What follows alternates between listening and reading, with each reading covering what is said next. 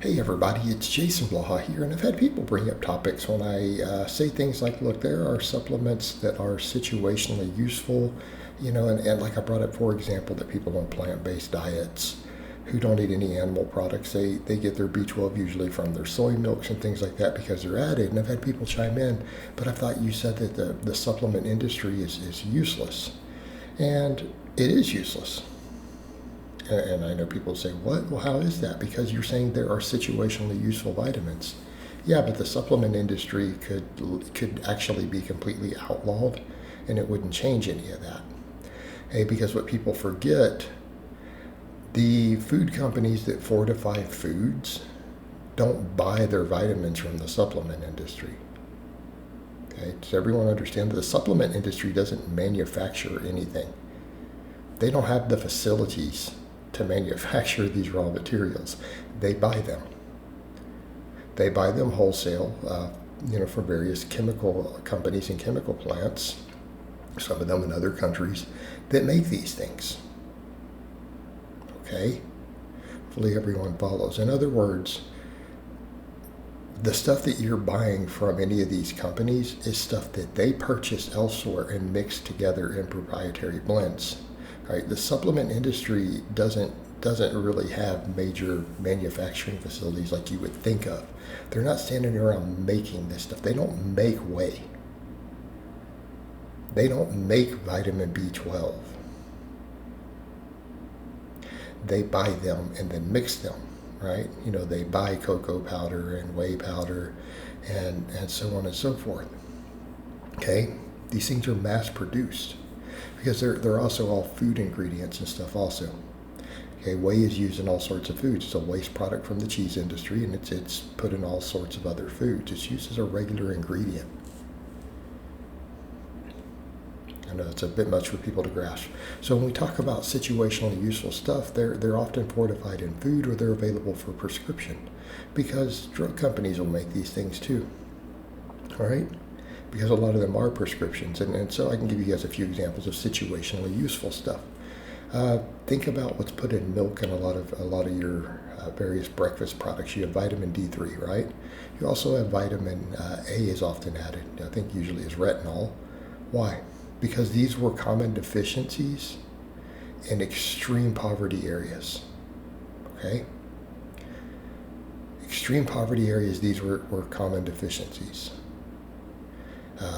People say, yeah, well, D3 definitely, if you're in a darker climate than what your natural skin pigment is, then it makes sense for vitamin D3, right? And because that's often a problem, the FDA and the government and everything realized generations ago this is a problem. So they just put it in breakfast foods. And they put it in all the foods that, things like WIC programs and stuff can get, so they make sure that the poorest people, that the children are not having these dietary deficiencies. Okay? This is an example of actual effective use of government agencies. Okay? To where they realized, hey, this has to be done for people's health and safety, so we need to lobby these companies and make sure they're putting this stuff in them. And it became industry norms, and I don't know the specifics of what agreements they made with them, but I think for them to get for these foods to be added to various government programs, they had to do these things, and it worked out. And so therefore, among children, vitamin D deficiencies are extremely rare in the U.S. So are vitamin A deficiencies, because they realize these things can be fortified. They do work, and I point out that most vitamins don't work. Most of them don't. Some of them do, even in their single form, but then they're putting them into foods. So now they're being mixed with all these matrix of other foods, improving sometimes bioavailability and stuff. But they're added to things. Okay? B12 is the number one most common vitamin deficiency among people who eat no animal products.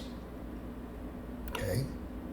It's the most common one. In fact, without the existence of B12, we could argue these diets would be difficult to make healthy. With B12, they're actually fairly easy to make healthy. Okay?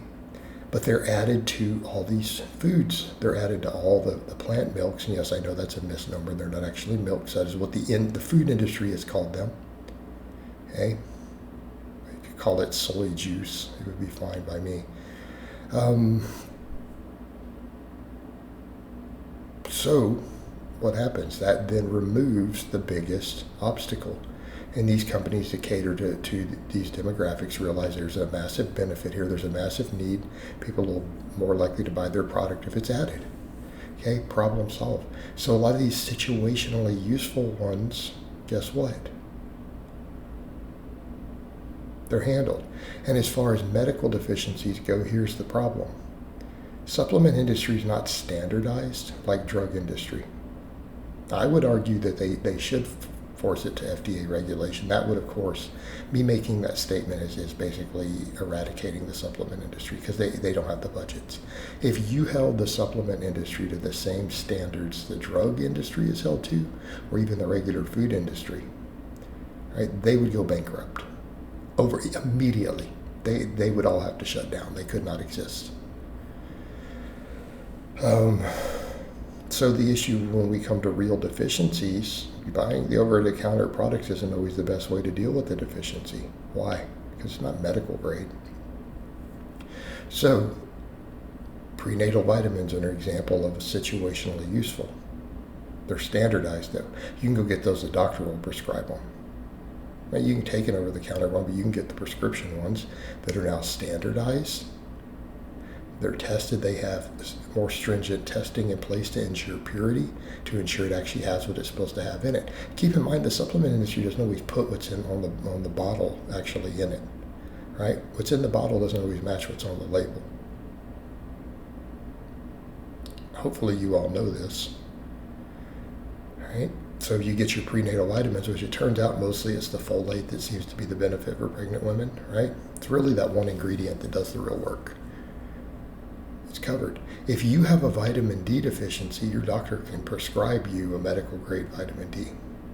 If you have an iron deficiency through anemia, they can prescribe this stuff to you, and you're guaranteed the form that's going to work, and it's going to be in the exact amount because it's a drug.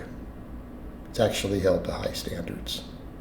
Okay, so when I say that there are these situationally useful supplements or vitamins and minerals, you don't need the supplement industry to exist to get a single one of them. All right? They don't have to exist at all. And don't assume that because you situationally need one of these products that the supplement industry is where you should be getting it. All right, guys, but that's really all I have to say on that today. I hope it's been informative, and I'll talk to you guys next time.